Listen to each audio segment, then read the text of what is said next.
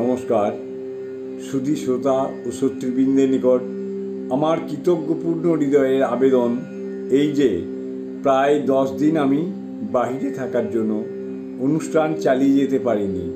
তার জন্য আমি আপনাদের নিকট ক্ষমা প্রার্থী।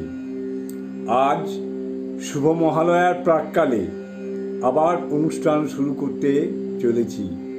আমার ভুল ত্রুটি আপনারা নিজ গুণে ক্ষমার চোখে দেখলে কৃতজ্ঞ থাকব। সামনে দুর্গাপূজার সময়ও হয়তো কিছুদিন অনুষ্ঠান বন্ধ থাকবে, আপনাদের অগ্রিম জানিয়ে রাখলাম। প্রত্যেককেই আমার শুভ মহালয়া এবং অগ্রিম দুর্গাপূজার আন্তরিক শুভেচ্ছা ও অভিনন্দন জানালাম এবং মা দুর্গার কাছে প্রত্যেকের মঙ্গল কামনা করি। আপনাদের একান্ত আপন শীতল কুমার ব্যানার্জি। নমস্কার।